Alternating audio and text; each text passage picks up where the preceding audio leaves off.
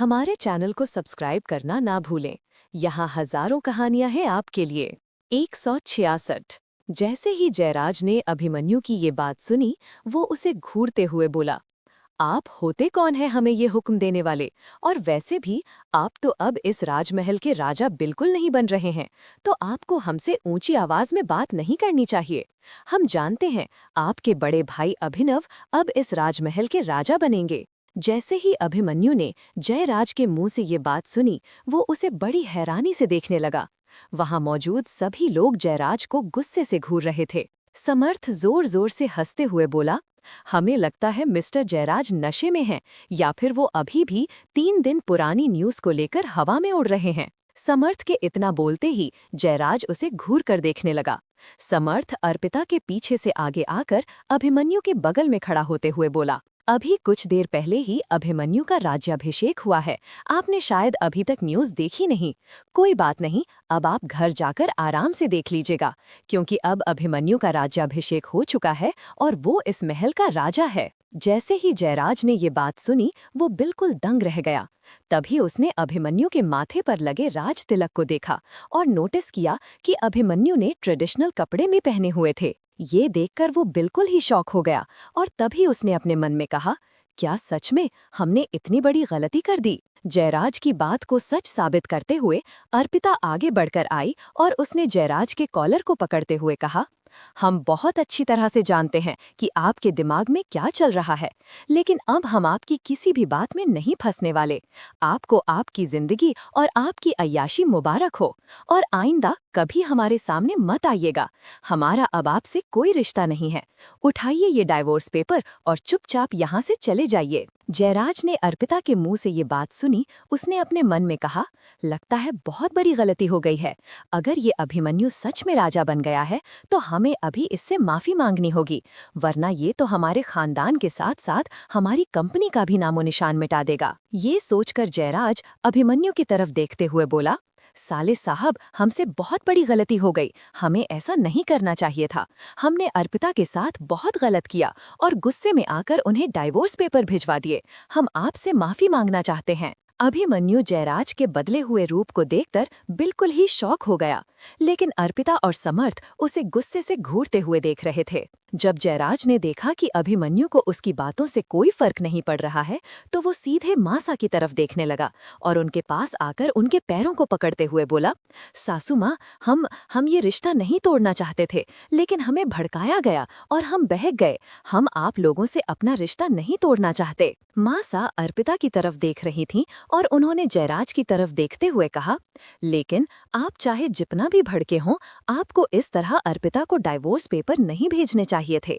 ये भेजकर आपने गलती की। जयराज ने पेपर्स की तरफ देखते हुए कहा, हम ये पेपर्स फाड़ देंगे। आप प्लीज अर्पिता को समझा दीजिए कि वो हमारे साथ वापस चलें। अभिमन्यु उसे इस तरह बोलते देखकर उसके करीब आया और जयराज की कॉलर को पकड़कर उसे गुस्से से उठाते हुए कहा, इतनी जल्दी तो गिरगिट भी अपना रंग नहीं बदलता, जितनी जल्दी आपने बदल लिए।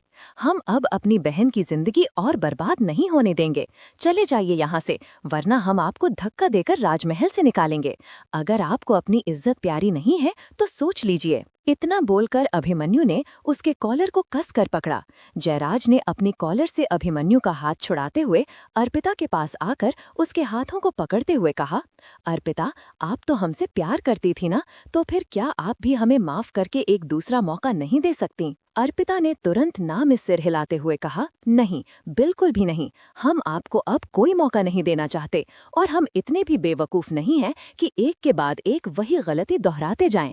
इसलिए बेहतर होगा कि आप अभी के अभी यहाँ से चले जाएं। जैसे ही अर्पिता ने ये बात कही, जयराज ने अर्पिता का हाथ कसकर पकड़ते हुए कहा, नहीं, हम आपको यहाँ छोड़कर नहीं जाएंगे, चलिए यहाँ से। इतना बोलकर वो अर्पिता को खींचकर वहां से ले जाने लगा। सब लोग उसे ऐसा करते देखकर हैरान हो गए। इप्शिता अर्पिता की तरफ देख रही थी और वो काफी ज्यादा घबरा गई। उसे ऐसा लग रहा था कहीं जयराज अर्पिता को कोई चोट न पहुंचा दे। इससे पहले कि कोई कुछ कर पाता, समर्थ ने आगे बढ़कर अर्पिता का हाथ कसकर पकड़ लिया और जयराज का हाथ उसके हाथ से छुड़ाते हुए कहा, खबरदार, अगर आपने एक और बार अर्पिता को हाथ लगाने की कोशिश भी की तो। जयराज समर्थ को घूरते हुए देखने लगा। तभी अभिमन्यु ने तेज आवाज में कहा, गार्ड्स, इन्हें अभी के अभी राजमहल से बाहर निकालो और ये दोबारा राजमहल के आसपास भी कहीं नजर नहीं आने चाहिए। अभिमन्यु ने जैसे ही ये बात कही, सामने खड़े कुछ सिक्योरिटी गार्ड जल्दी से आगे आए, जयराज को पकड़ लिया और उन्हें घसीटते हुए राजमहल से बाहर ले जाने लगे। उनके जाते ही अभिमन्यु ने वहां मौजूद सबकी तरफ देखते हुए कहा, हम आज सबसे रिक्वेस्ट करते हैं कि आज के लिए काफी ड्रामा हो गया है। अब अगर कोई रस्में ना बची हों तो क्या अब हम अपने रूम में जा सकते हैं? माँ सा ने जैसे ही अभिमन्यु की ये बात सुनी, उन्होंने अभिमन्यु की तरफ देखते हुए कहा, नहीं, कोई अभी कहीं नहीं जाएगा। अर्पिता से हमें कुछ बात करनी है। अर्पिता, आपने इन डाइवोर्स पेपर्स के बारे में हमें क्यों नहीं बताया? माँ सा काफी गुस्से में लग रही थीं और अर्पिता ने माँ सा की तरफ देखते हुए कहा, माँ सा, जब ये डाइवोर्स पेपर्स हमें मिले थे उस टाइम आपकी तबीयत बहुत खराब थी और अभिमन्यु भाई साहब भी यहाँ नहीं थे। इसलिए हमने सोचा अगर हमने आपको ये बात बताई तो आपकी टेंशन और ज्यादा बढ़ जाएगी और हम ऐसा बिल्कुल नहीं चाहते थे। इसलिए हमने आपसे डाइवोर्स के बारे में कुछ नहीं कहा। हमें ऐसा लग रहा था कि आपकी तबीयत कहीं और ज्यादा ना बिगड़ जाए। माँ सा ने अर्पिता के करीब आकर उसके कंधे पर अपना हाथ रखते हुए कहा, लेकिन आपको बिना हमसे पूछे इस तरह डाइवोर्स पेपर्स पर साइन नहीं करना चाहिए था। जैसे ही अर्पिता ने ये बात सुनी, वो कंफ्यूज होकर उनकी तरफ देखने लगी। माँ सा ने कहा, अब आप हमें ऐसे क्यों देख रहे हैं? आप मानिए या ना मानिए, जयराज आपके पति हैं और आज नहीं तो कल आपको उनके पास वापस जाना ही होगा। जैसे ही माँ सा ने ये बात कही, अभिमन्यु, समर्थ और इप्सिता की आंखें हैरानी से चौड़ी हो गईं। नंदिनी और उदय एक दूसरे की तरफ देखने लगे। अर्पिता ने माँ सा की तरफ देखते हुए कहा, आई एम सॉरी माँ सा, लेकिन अब हम उनके घर में दोबारा नहीं जाने वाले। आप नहीं जानती वहाँ पर हमारे साथ किस किस तरह का सलूक हुआ है। हम अब वहाँ वापस नहीं जाएंगे और वैसे भी हमने उन्हें डाइवोर्स दे दिया है। अब हमारा उनसे और उनके परिवार से कोई रिश्ता नहीं है। जैसे ही अर्पिता ने ये बात कही, माँ सा उसे घूरते हुए देखने लगी। उसने तुरंत अपना सिर नीचे झुका लिया। माँ सा ने कहा, अगर आप जयराज से अपने सारे रिश्ते तोड़ रही हैं तो फिर क्या करेंगी आप अर्पिता? ये बात सुनकर अर्पिता बिल्कुल चुप थी। तभी अभिमन्यु माँ सा के पास आकर बोला, माँ सा, ये कैसी बात कर रही हैं आप? अर्पिता हमारी बहन है और हम अब उसके साथ ऐसा नहीं होने देंगे। हमें पता है हमें आगे क्या करना है। आप इन सारी चीजों की टेंशन मत लीजिए और अर्पिता, आप बिल्कुल भी परेशान मत होइए। ये राजमहल जितना हमारा है उतना ही अर्पिता का भी है। आपको किसी भी चीज की टेंशन लेने की जरूरत नहीं है जब तक हम यहाँ हैं। अर्पिता अभिमन्यु की तरफ देखने लगी और तभी इप्सिता उसके पास आई और उसने अर्पिता का हाथ पकड़ते हुए कहा, हाँ अर्पिता, आप भी प्लीज अपसेट मत होइए। आपके भाई बिल्कुल सही कह रहे हैं। आपका यहाँ पर पूरा हक है। आप जब तक चाहें यहाँ रह सकती हैं। ये आपका घर भी है। आपको कहीं जाने की जरूरत नहीं है और उसी तरह के रिश्ते में तो बिल्कुल भी रहने की जरूरत नहीं। माँ सा ने जैसे ही अभिमन्यु और इप्सिता को अर्पिता के बगल में खड़े होते हुए देखा और उन दोनों की ये सारी बातें सुनी, वो और कुछ नहीं बोली और चुपचाप वहां से सीधे अपने कमरे में चली गईं। नरेंद्र और पल्लवी तो पहले ही वहां से चले गए थे और इतना ड्रामा होने के बाद भी वो लोग वहां पर वापस नहीं आए थे। उन्हें इस बारे में पता ही नहीं चल पाया था। लेकिन कियारा अभी भी वहां पर खड़ी हुई थी। कियारा ने अपनी जगह से थोड़ा आगे जाकर अर्पिता की तरफ देखते हुए कहा, अर्पिता दी, एक बात कहूँ आपसे। आपने सच में बहुत बड़ा डिसीजन लिया है और ये फैसला आपकी लाइफ का बेस्ट फैसला होगा। आप बहुत अच्छी हैं और अब शायद आपको भी अपना एक सही लाइफ पार्टनर मिल जाए। कियारा ये बात बोल ही रही थी कि तभी इप्सिता ने अर्पिता को साइड हक करते हुए कहा, बिल्कुल अर्पिता, आप बिल्कुल परेशान मत होइए। आपको बहुत जल्द आपका सही लाइफ पार्टनर मिलेगा। अर्पिता उन दोनों की बात सुनकर बिल्कुल चुपचाप खड़ी थी और तभी उसकी नजर समर्थ पर गई, जो अभिमन्यु से कुछ बात कर रहा था। उसने धीरे से हाँ में अपना सिर हिलाया। अर्पिता की नजरें उस तरफ ही थी। उसे नहीं पता था कि वो दोनों क्या बात कर रहे हैं, लेकिन अभिमन्यु और समर्थ के बात करने के अंदाज से लग रहा था वो दोनों किसी इम्पोर्टेंट टॉपिक पर डिस्कस कर रहे हैं। इप्सिता ने भी ये नोटिस किया, जिस तरह से अर्पिता उन दोनों की तरफ देख रही थी। इप्सिता ने अर्पिता से पूछा, समर्थ को इस बारे में पता था ना? अर्पिता ने कहा, क्या, किस बारे में? इप्शिता ने अपनी बात एक्सप्लेन करते हुए कहा, यही आपके डाइवोर्स के बारे में। उसे पता था ना पहले से, और अभिमन्यु को भी उसने ही बताया होगा। इप्शिता की ये बात सुनकर अर्पिता ने बस धीरे से हाँ में अपना सिर हिला दिया, और इप्शिता भी बाकी पूरी बात समझ गई। To be continued. क्या लगता है आप लोगों को, अर्पिता की माँ एक्सेप्ट करेंगी उसके इस डाइवोर्स को? और क्या अभिमन्यु को पता है अर्पिता और समर्थ के बारे में? किस बारे में बात कर रहे हैं वो दोनों, और इप्शिता को क्या पता चला होगा? हमारे चैनल को सब्सक्राइब करना न भूलें। यहाँ हजारों कहानियां हैं आपके लिए। अर्पिता उन दोनों की बात सुनकर बिल्कुल चुपचाप खड़ी थी, और तभी उसकी नज़र समर्थ पर गई, जो अभिमन्यु से कुछ बात कर रहा था। उसने धीरे से हाँ में अपना सिर हिलाया। अर्पिता की नजरें उस तरफ ही थीं। उसे नहीं पता था कि वे दोनों क्या बात कर रहे हैं, लेकिन अभिमन्यु और समर्थ के बात करने के अंदाज से लग रहा था कि वे दोनों किसी इम्पोर्टेंट टॉपिक पर डिस्कस कर रहे हैं। इप्शिता ने भी ये नोटिस किया, जिस तरह से अर्पिता उन दोनों की तरफ देख रही थी। इप्शिता ने अर्पिता से पूछा, समर्थ को इस बारे में पता था ना? अर्पिता ने कहा, क्या, किस बारे में? इप्शिता ने अपनी बात एक्सप्लेन करते हुए कहा, यही आपके डाइवोर्स के बारे में। उसे पता था ना पहले से ही, और अभिमन्यु को भी उसने ही बताया होगा। इप्शिता की ये बात सुनकर अर्पिता ने बस धीरे से हाँ में अपना सिर हिलाया, और इप्शिता भी बाकी पूरी बात समझ गई। अर्पिता ने इप्शिता की तरफ देखते हुए कहा, चलिए भाभी सा, आप क्यों हमारी वजह से परेशान हो रही हैं? चलिए, हम आपको आपके रूम में छोड़ देते हैं। थोड़ा रेस्ट कर लीजिए, फिर कुछ ही देर बाद रिसेप्शन पार्टी के लिए रेडी भी होना पड़ेगा आपको, और फिर टाइम नहीं मिलेगा रेस्ट करने का। इतना बोलकर अर्पिता इप्शिता को लेकर सीधे उसके रूम में पहुंची। इप्शिता को उसके कमरे के दरवाजे तक छोड़कर अर्पिता वहां से मुड़कर वापस जाने लगी, तो इप्शिता ने उससे कहा, आप भी आराम कर लीजिएगा अर्पिता। सुबह से इतने सारे काम देख रही थीं आप, और फिर वो जयराज का आना। वैसे सच कहूं तो हमें आपके हस्बैंड कभी अच्छे नहीं लगे।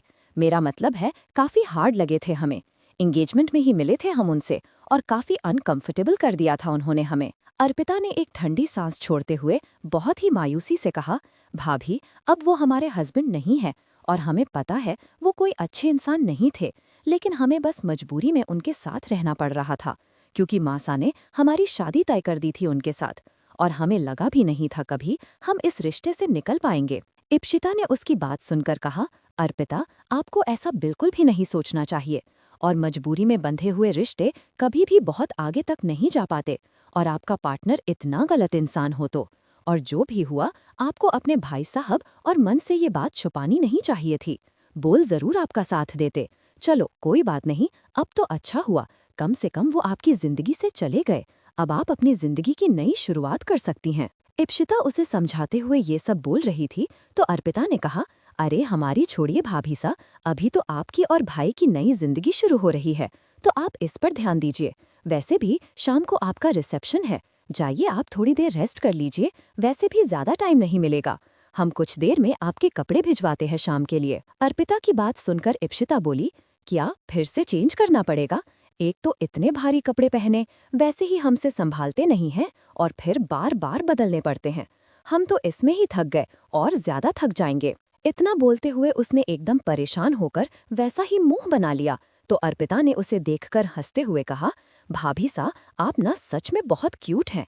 लगता है इसीलिए भाई आपके इतने ज्यादा दीवाने हो गए हैं। और आप परेशान मत हो, हम आपकी मदद कर देंगे तैयार होने में। इतना बोलकर इप्शिता को समझा बुझाकर अर्पिता वहां से चली गई। उसके जाने के बाद इप्शिता भी अपने कमरे के अंदर आई, और बिना चेंज किए इस तरह वो आराम से बेड पर लेट गई, और कुछ देर के लिए उसने अपनी आंखें बंद कर लीं। शाम का वक्त। इप्शिता अपने रिसेप्शन के लिए लगभग रेडी हो गई थी। उसने बहुत ही प्यारा सुनहरे और लाल रंग का लहंगा पहना हुआ था, जो कि अर्पिता ने उसके लिए भिजवाया था, और अभिमन्यु ने भी उसी तरह का शेरवानी वाला कुर्ता पहना था, और ब्रोच लगाकर पगड़ी भी पहनी हुई थी, वही पगड़ी जो उसे दिन में राज्याभिषेक के वक्त अर्पिता ने पहनाई थी। काफी सारे लोगों की मदद के साथ इप्शिता और अभिमन्यु दोनों ही टाइम से रेडी हो गए थे, और वे दोनों एक साथ ही महल के लॉन एरिया में आए, जहां पर उनके रिसेप्शन की सारी तैयारियां पूरी हो गई थीं, और बहुत सारे मेहमान भी आए हुए थे। इसके अलावा मीडिया तो पहले ही वहां पर था। वे दोनों एक साथ सीढ़ियां उतरकर वहां पर महल के लॉन एरिया में आए, तो सब लोगों की नजरें उन दोनों पर ही जम गई, और इप्शिता बहुत ही नर्वस फील कर रही थी, इतने सारे लोगों की नज़रें खुद पर महसूस करके। उसे बिल्कुल भी आदत नहीं थी। भले ही वो एक मॉडल थी, लेकिन अभी तक उसने कोई भी ऐसा बड़ा इवेंट अटेंड नहीं किया था। वो बस कैमरा फेस करती थी और अपनी कंपनी से रिलेटेड कुछ मीटिंग और फंक्शन ही उसने अटेंड किए थे। और ये कोई इवेंट नहीं, बल्कि उसका अपना रिसेप्शन था, क्योंकि शादी तो भले ही उन दोनों ने 2 बार की, लेकिन दोनों बार ही आपस में प्राइवेटली की। इसीलिए सब उन दोनों को साथ में देखने के लिए काफी ज्यादा क्यूरियस थे, और वहां पर इतनी ज्यादा भीड़ लगी हुई थी। वे दोनों वहां पर अंदर आ पाते उससे पहले ही अर्पिता वहां पर आई, और उसके साथ एक नौकरानी भी थी जो साइड में खड़ी हुई थी। उसके हाथ में एक काफी बड़ा सा थाल पड़ा हुआ था, जो कि पूजा आरती का थाल लग रहा था। और अर्पिता ने उन दोनों के सामने आते हुए कहा, 1 मिनट, पहले हम आप दोनों की आरती उतारेंगे, और नजर भी, क्योंकि इतने सारे लोग हैं यहाँ पर, पता नहीं किसकी कैसी नजर हो, वो हमारे भाई और भाभी को कहीं नजर न लगा दे। इतना बोलते हुए अर्पिता ने उस थाल में रखा हुआ नारियल उठाया और उन दोनों के चारों तरफ घूमते हुए नजर उतारने लगी, और फिर उसे नारियल को वापस से साइड में रख दिया। और फिर थल में रखे हुए पैसों की गड्डी उठाकर भी उसने उन दोनों के चारों तरफ घुमाई और नौकर को बंटवाने के लिए दे दी। अभिमन्यु ने हंसते हुए कहा, अरे अर्पिता, आप क्यों कर रही हैं ये सब? ऐसा कुछ भी नहीं होता। ये सब नजर वजर सब कहने और मानने की बातें हैं। उसकी इस बात पर अर्पिता कुछ भी बोल पाती उससे पहले ही इप्शिता ने कहा, अरे करने दीजिए ना, वो इतने मन से कर रही है, और वैसे भी हमारी मम्मी कहती थी बुरी नजर होती है। इप्शिता ने इतना कहा तो फिर अभिमन्यु भी कुछ नहीं बोला। अर्पिता ने एक साथ उन दोनों की आरती उतारी, और फिर वे दोनों वहां एकदम बीच में बने हुए बड़े से सोफा पर आकर बैठ गए। वहां पर एक काफी बड़ा सा सिंगल सोफा रखा हुआ था, और वे दोनों उस पर ही एकदम बीच में आकर बैठ गए। वो सोफा भी काफी सजा हुआ लग रहा था, और उस पर बैठे हुए इप्शिता अभिमन्यु के तो ठाठ ही आज एकदम अलग रहे थे।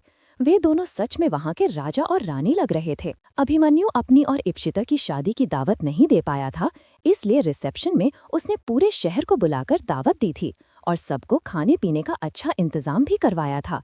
सारे लोग वहां पर आए और उन दोनों को दुआएं दे रहे थे। कुछ देर के बाद नंदिनी, उदय भी अपने पूरे परिवार के साथ वहां पर आ गए। नंदिनी की माँ भी इस बार उनके साथ थीं, और उदय के मम्मी पापा भी वहां पर आए हुए थे। लेकिन उन लोगों की इप्शिता से मिलने और उसके सामने जाने की हिम्मत नहीं हो रही थी। सुबह राज्याभिषेक के वक्त वे लोग अभिमन्यु से जरूर मिले थे। अभिमन्यु ने उन लोगों के पैर छूकर उनसे आशीर्वाद भी लिया था और काफी अच्छे से बात की थी। लेकिन वे लोग अपने किए पर काफी शर्मिंदा थे, और उन्हें पता था कि उनकी बेटी अभी भी उनसे नाराज है। इसीलिए वे बस दूर से ही उनकी खुशियों में शामिल होने के लिए आए थे। सामने जाकर वो उसकी खुशियों में किसी भी तरह का विघ्न नहीं डालना चाहते थे, इसलिए साइड में ही खड़े हुए थे।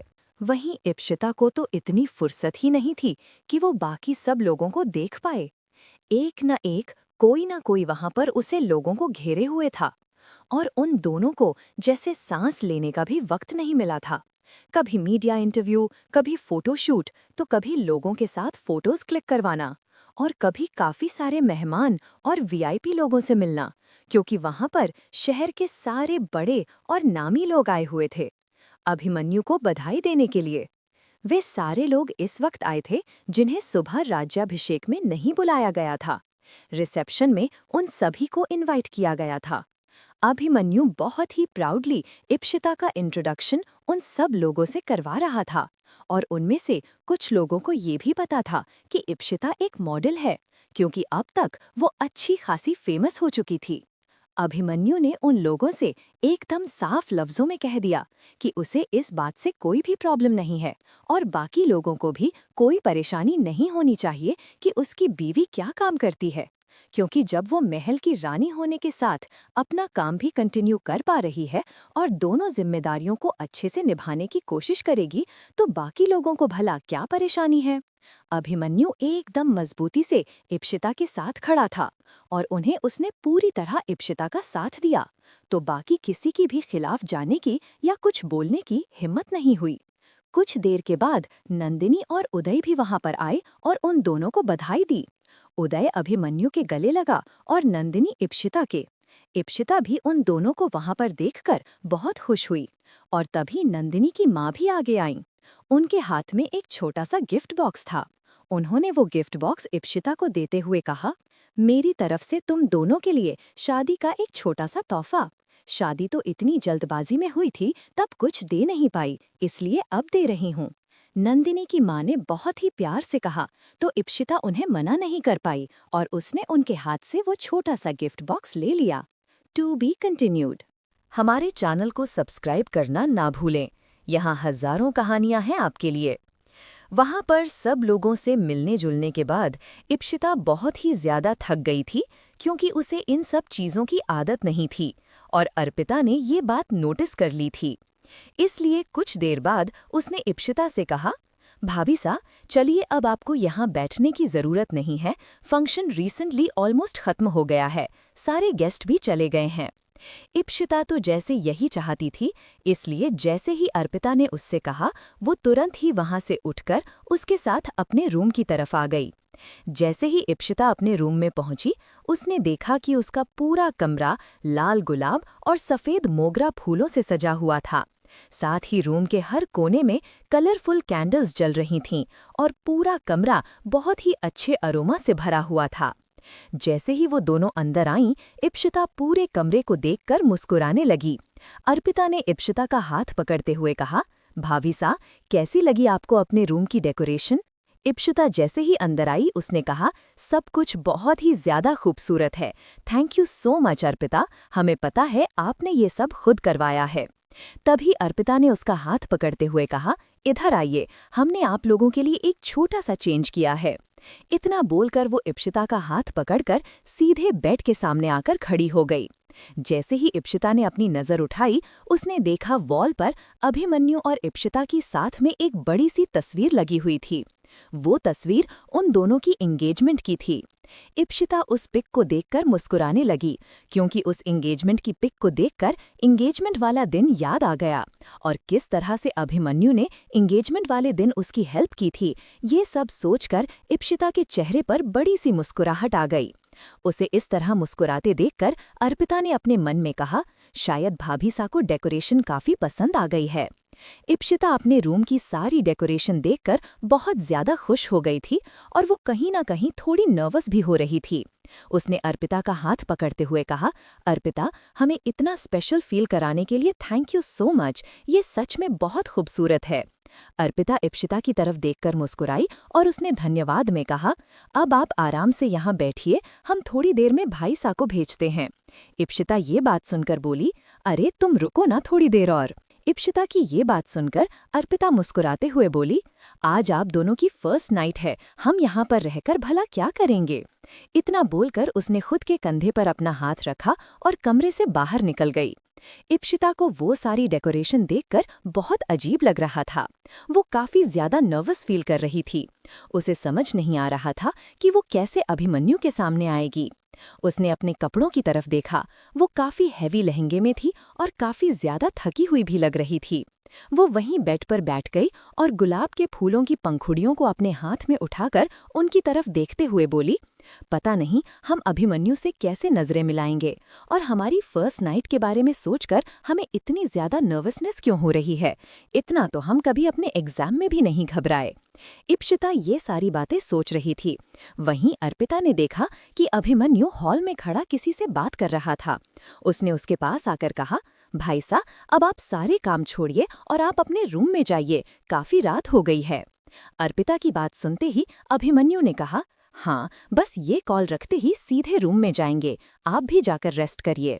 अर्पिता ने हाँ में अपना सिर हिलाया और वो चुपचाप अपने रूम में जाने से पहले किचन में गई। उसने घर के नौकरानी को एक गिलास केसर वाला दूध अभिमन्यु के रूम में भेजने के लिए कहा। उसकी बात सुनते ही एक नौकरानी तुरंत दूध को लेकर सीधे अभिमन्यु के कमरे में गई। जैसे ही कमरे का दरवाजा नॉक हुआ, इप्शिता जो कमरे के अंदर बैठी थी वो घबरा गई और उसने अपने मन में कहा, लगता है अभिमन्यु आ गए। इतना बोलकर वो दरवाजे की तरफ देख ही रही थी कि धीरे से उसके कमरे का दरवाजा खुला और घर का एक नौकरानी अंदर आई। उसने ट्रे में पड़े हुए गिलास के दूध को वहीं टेबल पर रखते हुए कहा, रानी सा, ये अर्पिता दीदी ने भिजवाया है। इतना बोलकर उसने वो दूध का ट्रे वहीं टेबल पर रखा और वहां से चुपचाप बाहर निकल गई। इप्शिता के दिल की धड़कनें अब और भी ज्यादा तेज हो गई थीं और वो अभिमन्यु के आने का इंतजार कर रही थी। तभी उसकी नजर सामने रखे कुछ गिफ्ट बॉक्स पर गई और उन्हें देखकर इप्शिता ने उनमें से कुछ बॉक्स उठाया और उन्हें खोलकर देखने लगी। वहीं अभिमन्यु अभी भी हॉल में ही खड़ा था कि तभी समर्थ वहां पर आया और उसने अभिमन्यु की तरफ देखा। अभिमन्यु ने जैसे ही अपना फोन रखा, उसने उसकी तरफ देखते हुए कहा, क्या हुआ था समर्थ, तुम हमें ऐसे क्यों देख रहे हो? समर्थ ने अभिमन्यु के पास आकर कहा, कितनी देर हो गई है, भाभी साको कमरे में गए और तुम अभी तक यहीं हो, जाओ रूम में, वो तुम्हारा वेट कर रही होगी। अभिमन्यु ने कहा, हाँ, वो हम ऑफिस के किसी काम में बिजी हो गए थे, अच्छा हुआ तुमने हमें याद दिलाया, हम जाते हैं। इतना बोलकर उसने समर्थ के कंधे पर अपना हाथ रखा और तुरंत अपने कमरे की तरफ भागते हुए गया। समर्थ ने उसे जाते हुए देखा और उसके दिमाग में एक बात आई। उसने कहा, पता नहीं अर्पिता ने उन दोनों की जरूरत के सारे सामान को तो पहुंचा दिया था या नहीं, पता नहीं उन्होंने चेक किया था या नहीं, जाएंगे तो बड़ा ऑकवर्ड लगेगा। एक काम करता हूँ, अर्पिता से ही पूछ लेता हूँ। इतना बोलकर समर्थ सीधे अर्पिता के कमरे की तरफ गया। वहीं अर्पिता अपने कमरे में थी और शीशे के सामने खड़ी होकर अपनी ज्वेलरी उतार रही थी। तभी समर्थ उसके कमरे के पास आया। उसके कमरे का दरवाजा खुला हुआ था, फिर भी समर्थ ने दरवाजे को नॉक करते हुए कहा, अर्पिता। अर्पिता ने जैसे ही उसकी आवाज सुनी, वो पीछे की तरफ मुड़ी और उसने समर्थ को दरवाजे पर देखते हुए कहा, आप यहाँ क्या कर रहे हैं? समर्थ अंदर की तरफ आया और उसने अर्पिता की तरफ देखते हुए कहा, सॉरी, हम आपको डिस्टर्ब नहीं करना चाहते थे, लेकिन हमें आपसे कुछ पूछना था। क्या आपने अभिमन्यु और भाभी सा की जरूरत के सारे सामान को उनके कमरे में भिजवाया था ना? एक्चुअली हम दूसरे काम में बिजी हो गए थे तो हम चेक नहीं कर पाए और अब अभिमन्यु कमरे में चला गया है। अगर वहां जाकर देखूंगा तो ऑकवर्ड लगेगा, इसलिए मैंने सोचा आपसे पूछ लूं। उसकी बात सुनकर अर्पिता ने थोड़ा सा सोचते हुए कहा, हाँ, हमने सारा सामान भिजवा दिया था, आप टेंशन मत लीजिए। इतना बोलकर अर्पिता समर्थ के चेहरे की तरफ देखने लगी। समर्थ ने हल्की मुस्कुराहट से कहा, ओके, गुड नाइट। इतना बोलकर वो वहां से जाने ही वाला था कि तभी अर्पिता ने उसे जाते हुए देखकर अपने मन में कहा, समर्थ, आपने हमें अपने दिल की बात बता दी थी और शायद सही समय आ गया है कि हमें भी आपको अपने दिल की बात बता देनी चाहिए, वरना हम नहीं चाहते कि पहले ही सब कुछ इतनी लेट हो चुका है तो अब और लेट हो। हमें अपने दिल की बात आपको बतानी चाहिए। अर्पिता ये बात सच ही कह रही थी कि तभी समर्थ, जो कमरे से बाहर जाने वाला था, अर्पिता ने उसको आवाज लगाते हुए कहा, समर्थ, 1 मिनट रुकिए। समर्थ ने जैसे ही अर्पिता की बात सुनी, वो तुरंत पीछे की तरफ मुड़ा और बोला, हाँ अर्पिता। अर्पिता 2 कदम आगे बढ़कर आई और उसने समर्थ की आंखों में आंखें डालकर देखते हुए कहा, हम जानते हैं कि आप एक बहुत अच्छे इंसान हैं। आपने जब उस दिन हमें ये बात समझाई कि जयराज हमें डिजर्व नहीं करता और हम उससे बहुत बेहतर डिजर्व करते हैं, हमें वो बात समझ में आ गई है। उसके बाद हमें समझ आया कि आप सच कह रहे थे, वो जयराज हमारे काबिल नहीं थे और शायद अगर आप हमें ना समझाते तो हमें समझ में भी ना आता। उसके लिए थैंक यू सो मच और हमारा ध्यान रखने के लिए, हमारी इतनी फिक्र करने के लिए भी।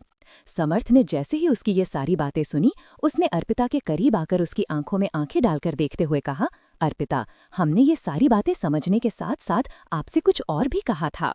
अर्पिता ने जैसे ही ये बात सुनी, उसने धीरे से अपना सिर हिलाया और जैसे ही समर्थ ने उसकी बात सुनी, वो उसके करीब आते हुए बोला, तो बताइए हमें अपने दिल की बात, आप इतना क्या सोच रही हैं? जैसे ही अर्पिता ने समर्थ की ये बात सुनी, उसने अपनी नज़रें नीचे झुकाते हुए कहा, सच बताएं तो हमें ऐसा लगता है समर्थ, आप बहुत अच्छे इंसान हैं और हम शायद आप जैसे इंसान को अपनी लाइफ में डिजर्व नहीं करते। जैसे ही समर्थ ने ये बात सुनी, वो कंफ्यूज होते हुए बोला, क्या बोल रही हैं आप अर्पिता? क्या मतलब है कि आप हमें डिजर्व नहीं करती? आप ऐसा क्यों बोल रही हैं? अर्पिता ने समर्थ की तरफ देखा। उसकी आंखों में अब तक आंसू आ चुके थे। वो अपने दिल की बात समर्थ को बताना चाहती थी, लेकिन कहीं ना कहीं उसे ये बात पता थी कि समर्थ ने आज तक किसी भी लड़की की तरफ आंख उठाकर नहीं देखा है और ना ही उसने किसी से शादी की है, जबकि अर्पिता ने जयराज से शादी भी की और इतने दिनों तक उसके साथ रही भी। ये सारी बातें सोचकर अर्पिता ने समर्थ से जब ये सब कहा, तो समर्थ उसकी बात समझते ही उसके करीब आया और उसके दोनों कंधों पर अपने हाथ रखते हुए बोला, आप क्या सोच रही हैं अर्पिता? आपको ऐसा कुछ भी सोचने की जरूरत नहीं है। आप हमारा पहला प्यार हैं और आखिरी भी। हम आपके अलावा और किसी भी लड़की को अपनी लाइफ में इमेजिन नहीं कर सकते। और अगर आप ही ऐसा सोचेंगी तो कैसा चलेगा? प्लीज़ इन सब चीज़ों को भूल जाइए और ऐसा सोचिए कि आपकी लाइफ में जयराज जैसा कोई आदमी कभी आया ही नहीं और ना ही आपकी शादी हुई। आप इमेजिन करिए कि आप सिर्फ और सिर्फ इस राजमहल की राजकुमारी हैं जो अपनी शादी से पहले खुशी से यहाँ पर रहती थी। मैं बस आपके दिल की बात जानना चाहता था। हमारे चैनल को सब्सक्राइब करना ना भूलें। यहाँ हजारों कहानियां हैं आपके लिए। इतना बोलकर वो अर्पिता के काफी नजदीक आ गया और वो अभी भी अर्पिता की आंखों में आंखें डालकर देख रहा था। अर्पिता ने जैसे ही उसकी ये बात सुनी, वो उसकी आंखों में आंखें डालकर देखने लगी। तभी समर्थ ने उसके दोनों हाथों को कसकर पकड़ते हुए कहा, बताइए अर्पिता, क्या आप भी हमसे उतना ही प्यार करते हैं जितना हम आपसे करते हैं? क्या आपको हम पसंद हैं? बताइए। समर्थ अर्पिता को देखकर काफी ज्यादा इमोशनल होकर ये बात पूछ रहा था और तभी अर्पिता ने हाँ में अपना सिर हिलाते हुए कहा, हाँ समर्थ, हम आपको पसंद करते हैं और आपसे बहुत प्यार करते हैं, लेकिन हम कभी आपसे ये बात नहीं कह पाए और हमेशा हम अपने आप से झूठ बोलते आ रहे थे। क्योंकि माँ सा ने जब हमारी शादी जयराज से करवाई तो उसके बाद हमारी सारी दुनिया बदल गई थी। हम समझ चुके थे कि अब हम चाह कर भी कभी आपके नहीं हो सकते, इसलिए हमने कभी आपको ये एहसास भी नहीं होने दिया कि हम आपको कितना पसंद करते हैं। और आज से नहीं, हम बचपन से आपको पसंद करते हैं, लेकिन कभी बोल नहीं पाए। इतना बोलते बोलते अर्पिता की आंखों से आंसू गिरने लगे और जैसे ही समर्थ ने उसके मुंह की ये बात सुनी, उसके चेहरे पर बड़ी सी मुस्कुराहट आ गई। उसने बिना कुछ सोचे समझे अर्पिता को अपने गले लगाते हुए कहा, हम जानते हैं, हमें पता था कि आप भी हमसे उतना ही प्यार करती हैं जितना कि हम आपसे करते हैं। अर्पिता ने धीरे से अपना सिर हिलाया और वो समर्थ की आंखों में आंखें डालकर देखने लगी। समर्थ ने उसे कसकर अपने गले लगाया हुआ था। उसने अर्पिता के गाल को चूमते हुए कहा, कितने दिन लगा दिए आपने अपने दिल की बात मुझे बताने में? अर्पिता उसकी तरफ देखकर इमोशनल हो गई और उसने समर्थ के कंधे पर अपना हाथ रखते हुए कहा, आई लव यू समर्थ। समर्थ उसके मुंह से ये बात सुनकर इतना ज्यादा खुश हो गया कि उसे समझ ही नहीं आ रहा था वो अपनी खुशी कैसे जाहिर करे। उसने अर्पिता की आंखों में आंखें डालकर देखा। अर्पिता की आंखों से आंसू बह रहे थे। समर्थ ने उसके आंसुओं को पोंछते हुए कहा, बस अब आप कभी नहीं रोएंगी। आपको जितना रोना था आप रो चुकी हैं। अब सिर्फ और सिर्फ आपकी लाइफ में खुशियां आएंगी और वो खुशियां हम आपको देंगे। इतना बोलकर समर्थ अर्पिता के करीब जाकर उसके दोनों गालों पर अपना हाथ रखा और उसके माथे से अपने माथे को जोड़ते हुए कहा, I love you so much. Arpita ने समर्थ की तरफ देखा। उसके चेहरे पर मुस्कुराहट थी और उसकी आंखों में आंसू। अर्पिता जानती थी कि उसकी आंखों में इस समय खुशी के आंसू हैं और वो समर्थ के चेहरे की तरफ देखती ही जा रही थी। उसे इस तरह देखते देखकर समर्थ ने उसके करीब जाकर उसके होठों को देखा और उसे देखकर वो मुस्कुराने लगा। अर्पिता समझ गई थी कि वो क्या करना चाहता है और अर्पिता ने भी उसे नहीं रोका, क्योंकि अर्पिता जानती थी कि समर्थ आज से नहीं बल्कि कब से इस दिन का इंतजार कर रहा है। अगर आज वो उसके साथ है और उसने उसे अपने दिल की बात बता दी है तो वो सच में ये किस डिजर्व करता है। इसलिए अर्पिता ने समर्थ को नहीं रोका। समर्थ उसके होठों के नजदीक आकर उसे किस करने जा ही रहा था कि तभी वो कुछ सोचकर रुक गया। उसे इस तरह रुकते देखकर अर्पिता ने उसकी तरफ देखकर हैरानी से पूछा, क्या हुआ, आप रुक क्यों गए? समर्थ ने उसकी आंखों में आंखें डालकर देखते हुए कहा, हमें लगता है शायद अभी आप थोड़ी उदास हैं और आपके लिए ये सही समय नहीं है। इतना बोलकर वो अर्पिता से दूर जा ही रहा था कि अर्पिता ने समर्थ का हाथ पकड़ा और उसके चेहरे के नजदीक जाकर उसने धीमी आवाज में कहा, सबसे सही समय यही है। इतना बोलकर अर्पिता आगे बढ़ी और उसने समर्थ के होंठों पर अपने होंठ रख दिए। जैसे ही समर्थ ने अर्पिता को इतना पास आते देखा, वो अब खुद को रोक नहीं पाया और उसने भी अर्पिता को किस करना शुरू कर दिया। दोनों एक दूसरे की किस में खो गए और धीरे धीरे उनकी किस काफी ज्यादा गहरी होती चली गई। वहीं दूसरी तरफ अभिमन्यु सीधे अपने रूम में गया और उसने धीरे से अपने रूम का दरवाजा खोला।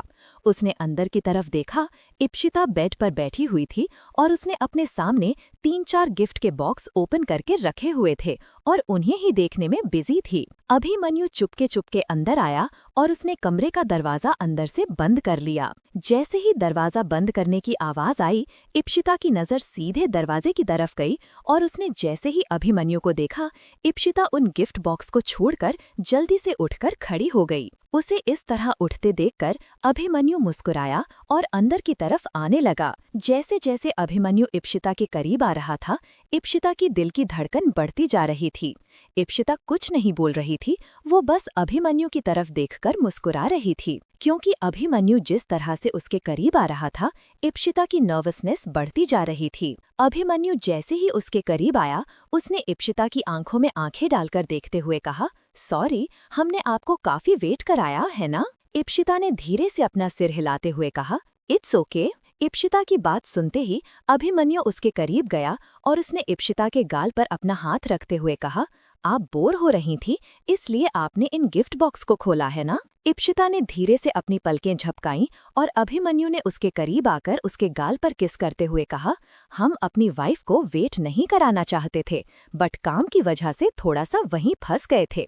वो क्या है ना, थोड़ा प्रमोशन हुआ है आज ही, कुंवर से राजा बने हैं, तो काम और जिम्मेदारियां भी बढ़ गई हैं। इप्शिता अभिमन्यु की तरफ देखती जा रही थी और अभिमन्यु ने इप्शिता का हाथ पकड़ लिया और उसकी आंखों में आंखें डालकर देखने लगा। इप्शिता ने उसकी तरफ देखकर कहा, क्या हुआ, आप हमें ऐसे क्यों देख रहे हैं? अभिमन्यु ने इप्शिता की आंखों में ही देखते हुए मुस्कुराकर कहा, आप इतनी ज्यादा खूबसूरत लग रही हैं कि हम आपके चेहरे पर से अपनी नजरें ही नहीं हटा पा रहे हैं। इप्शिता उसकी ये बात सुनकर मुस्कुराने लगी और तभी इप्शिता ने कहा, अच्छा, बहुत ज्यादा थक गए हैं, हम चेंज करके आते हैं और हमें नींद भी आ रही है। इतना बोलकर इप्शिता ने अभिमन्यु के हाथ से अपना हाथ छुड़ाने की कोशिश की और अभिमन्यु ने उसके दोनों हाथों को कसकर पकड़ते हुए कहा, ऐसे कैसे जाने दे हम आपको, और हम आज आपको कहीं नहीं जाने वाले।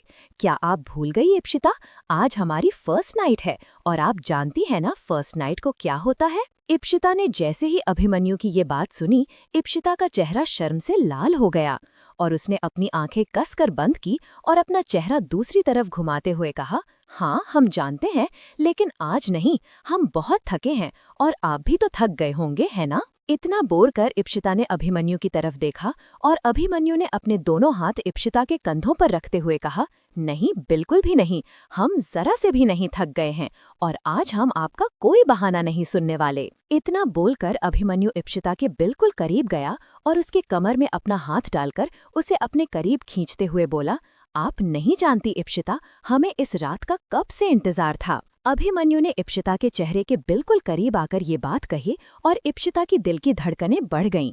इप्शिता अभिमन्यु की बातें चुपचाप सुन रही थी। अभिमन्यु ने इप्शिता के गाल पर एक प्यारी सी किस करते हुए कहा, हम आपसे बहुत प्यार करते हैं और हम सच में आपके साथ अपने रिश्ते को आगे बढ़ाना चाहते हैं। प्लीज आज हमें मत रोकिए। इप्शिता अभिमन्यु की ये बात सुनकर उसकी आंखों में आंखें डालकर देखने लगी। अभिमन्यु इप्शिता के बिल्कुल करीब आते हुए बोला, आपके बिना अपनी लाइफ इमेजिन भी नहीं कर सकते हैं इप्शिता। आपसे दूर जाने के बाद हमें इन सारी चीजों का एहसास हो गया था और अब तो जब आप हमारी अर्धांगिनी बन चुकी हैं, तो अब तो कोई सवाल ही पैदा नहीं होता कि अब हम आपको खुद से दूर रहने देंगे। इतना बोलकर अभिमन्यु इप्शिता के होठों के बिल्कुल नजदीक आया। इप्शिता अभिमन्यु की बातें सुनकर काफी ज्यादा इमोशनल हो गई थी और उसे अभिमन्यु की बातें सुनकर उस पर बड़ा प्यार आ रहा था। उसने अभिमन्यु को अपने करीब आने से नहीं रोका और अभिमन्यु जैसे ही उसके होठों के नजदीक आया, इप्शिता ने भी अभिमन्यु की गर्दन में अपना हाथ डाल दिया। उसे ऐसा करते देखकर अभिमन्यु समझ गया कि वो उसे अपने करीब आने की परमिशन दे रही है और उसने इप्शिता के होठों पर अपने होंठ रख दिए। वो दोनों एक दूसरे को बड़े प्यार से किस करने लगे। अभिमन्यु इप्सिता को किस कर रहा था और इप्सिता उसकी किस को महसूस कर रही थी। उसने अपनी आंखें कसकर बंद कर लीं। अभिमन्यु के हाथ इप्सिता की कमर पर गए और उसने इप्सिता को और भी ज्यादा नजदीक कर लिया। इप्सिता अब अभिमन्यु से दूर नहीं जाना चाहती थी, इसलिए उसने अभिमन्यु को नहीं रोका। अभिमन्यु धीरे धीरे इप्सिता से और भी ज्यादा करीब चला गया। उसने इप्सिता के कंधे पर अपना हाथ रखा और उसे वहीं बेड पर बैठा दिया। इप्सिता उसकी आंखों में आंखें डालकर देख रही थी।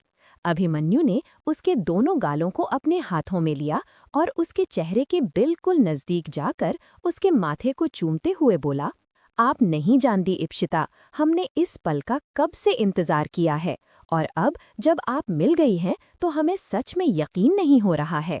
इप्सिता उसकी बात सुनकर मुस्कुराते हुए बोली, तो कैसे यकीन होगा आपको, बताइए। अभिमन्यु ने इप्सिता के बगल में बैठकर उसकी आंखों में आंखें डालते हुए कहा, हमें आपके मुंह से आई लव यू सुनना है अभी। इप्सिता ने जैसे ही अभिमन्यु की ये बात सुनी, वो उसकी तरफ देखकर मुस्कुराई। उसने अपना हाथ अभिमन्यु के हाथ में दिया और उसके हाथों को कसकर पकड़ते हुए ब्लश करते हुए बोली, बस इतनी सी बात। हमारे चैनल को सब्सक्राइब करना ना भूलें।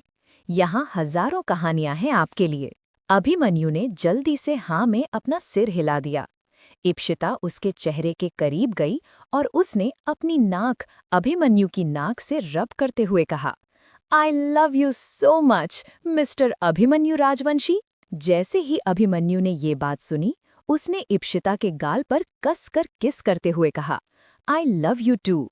और सच बताएं तो हम अब आपके साथ अपनी पूरी जिंदगी बिताने के लिए पूरी तरह से तैयार हैं।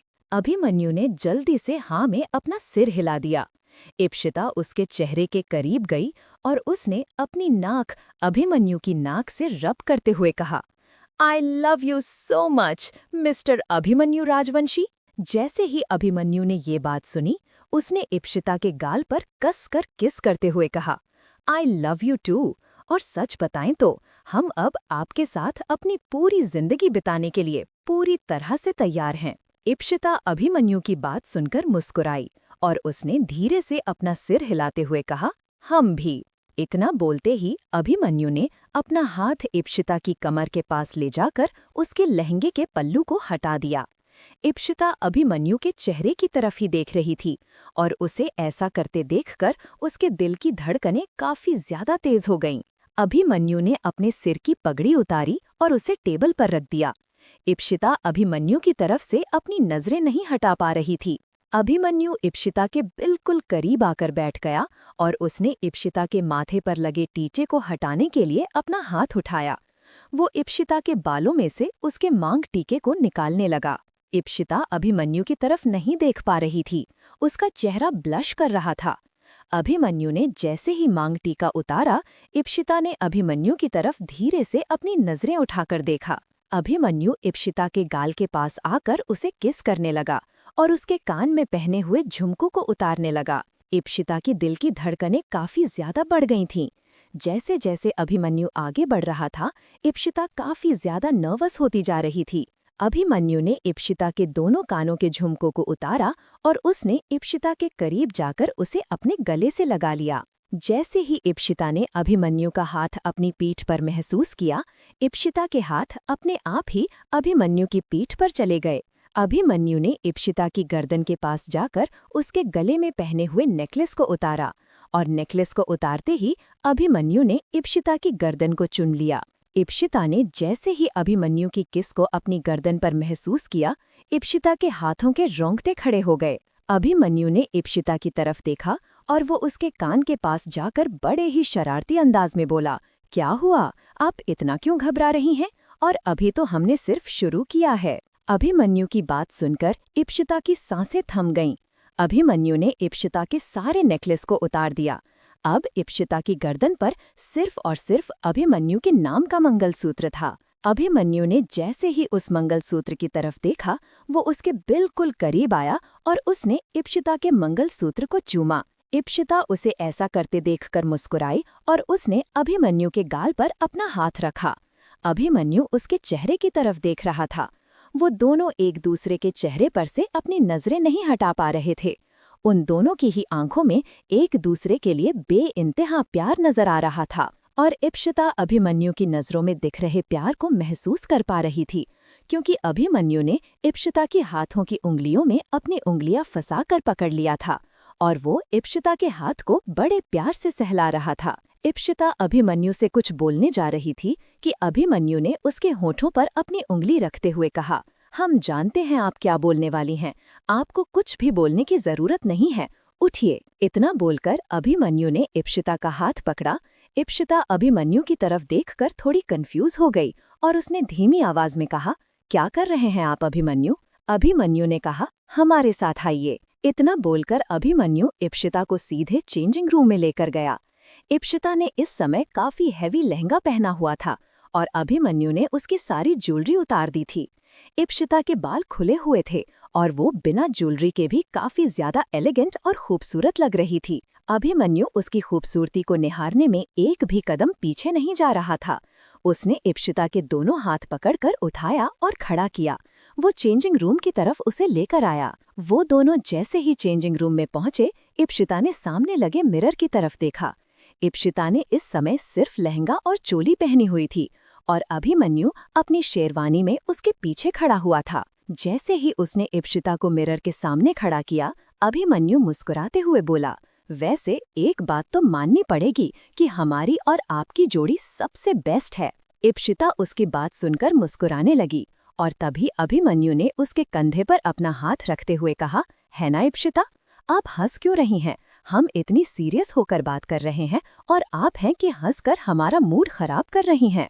इप्सिता ने अभिमन्यु की तरफ देखा और उसने अभिमन्यु का हाथ जो उसके पेट पर था, उस पर अपना हाथ रखकर उसके हाथों को पकड़ते हुए कहा, अरे बाबा, हम तो सिर्फ आपकी बात से एग्री करने के लिए हंस रहे थे। सही कहा आपने, हम आपके साथ काफी अच्छे लगते हैं। अभिमन्यु ने जैसे ही ये बात सुनी, उसने कहा, काफी अच्छे नहीं, सबसे अच्छे। हमें नहीं लगता आपसे ज्यादा खूबसूरत और कोई इस दुनिया में होगा। जैसे ही इप्सिता ने अभिमन्यु के मुंह से ये बात सुनी, वो हैरानी से उसकी तरफ देखने लगी। तभी अभिमन्यु ने कहा, हाँ बिल्कुल, और आपको इतना हैरान होने की जरूरत ही नहीं है, क्योंकि हम सच बोल रहे हैं। हमारी नजर में आपसे खूबसूरत इस पूरे ब्रह्मांड में कोई नहीं है। यहाँ तक हमें तो लगता है परियां भी आपसे कम खूबसूरत होंगी। इप्सिता ने जैसे ही ये बात सुनी, उसने अपनी आंखें खोलते हुए कहा, प्लीज अभिमन्यु, बस भी करिए, इतनी ज्यादा भी हमारी तारीफ करने की जरूरत नहीं है आपको। अभिमन्यु ने इप्सिता की कमर पर अपना हाथ कसते हुए कहा, क्यों क्यों जरूरत नहीं है? ऐसा क्यों बोल रही हैं आप? और वैसे भी हम सच बोल रहे हैं। इप्सिता अभिमन्यु की तरफ देखकर मुस्कुराने लगी। तभी अभिमन्यु ने इप्सिता की गर्दन पर किस किया और इप्सिता ने अपनी आंखें बंद कर लीं। अभिमन्यु सामने शीशे में इप्सिता के चेहरे को देख रहा था। इप्सिता की बंद आंखों और उसे शर्माते हुए देखकर अभिमन्यु हल्के से मुस्कुराया और उसने इप्सिता के पेट पर हल्की सी अपनी उंगलियां चलाईं। इप्सिता हल्की सी कसमसाई। इप्सिता को इस तरह बर्ताव करते देखकर अभिमन्यु ने इप्सिता की कमर पर अपना हाथ रखा और इप्सिता के दिल की धड़कनें काफी तेज हो गईं। इप्सिता पीछे की तरफ झुकी और उसने जल्दी से अभिमन्यु को अपने गले लगा लिया। इप्सिता ने इस समय फुटवेयर नहीं पहने थे, जिस वजह से वो अभिमन्यु कंधे तक आ रही थी। जब इप्सिता ने अभिमन्यु को गले लगाया तो उसका चेहरा अभिमन्यु के सीने पर था और उसने अभिमन्यु की दिल की धड़कनों को सुना। अभिमन्यु की भी धड़कनें काफी तेज थीं। अभिमन्यु ने इप्सिता की पीठ पर अपना हाथ रखा और उसकी चोली में लगी डोरी को खोल दिया। इप्सिता के साथ साथ अभिमन्यु की दिल की धड़कनें भी भर गईं। अभिमन्यु ने ब्लाउज के हुक को खोला और इप्सिता ने कसकर अभिमन्यु को पकड़ लिया। अभिमन्यु ने इप्सिता की गर्दन पर किस किया और वो धीरे धीरे इप्सिता के कॉलर बोन पर पहुंच गया। इप्सिता ने अभिमन्यु के किस को फील किया और वो अभिमन्यु से खुद को दूर नहीं करना चाह रही थी।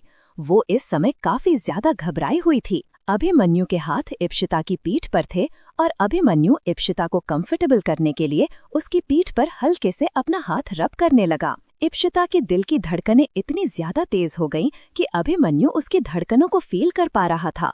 अभिमन्यु ने इप्सिता के कान के पास जाकर धीरे से उसके कान पर किस की और बड़ी ही डीप वॉइस में कहा, इप्सिता, आप इतना क्यों घबरा रही हैं?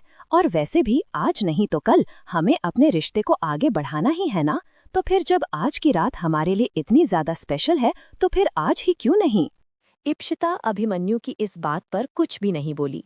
अभिमन्यु ने इप्सिता की कमर पर अपने दोनों हाथ रखे और इप्सिता के चेहरे को अपनी ओर उठाते हुए कहा, इप्सिता, आप ठीक है ना?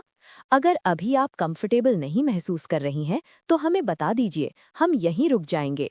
जैसे ही इप्सिता ने अभिमन्यु की ये बात सुनी, उसने धीरे से अपनी आंखें खोलीं और अभिमन्यु के चेहरे की तरफ देखा।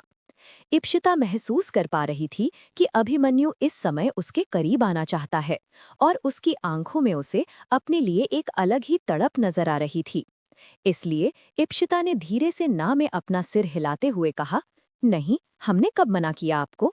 अभिमन्यु ने जैसे ही इप्सिता के मुंह से ये बात सुनी, वो मुस्कुराने लगा और उसने धीरे से इप्सिता के कंधे पर हाथ रखा और उसके ब्लाउज की स्ट्रैप को उसके कंधे से हटा दिया और उसके कंधे पर हल्के से किस किया। उसके ऐसा करते ही इप्सिता को ऐसा लगा जैसे कि उसकी सांसें रुक गई हो और इप्सिता ने अभिमन्यु का हाथ बहुत कसकर पकड़ लिया। वहीं दूसरी तरफ अर्पिता अपने कमरे में समर्थ के साथ थी और समर्थ ने उसे कसकर अपने गले लगाया हुआ था। अर्पिता समर्थ की बाहों में थी और उसे एक अलग ही सुकून मिल रहा था।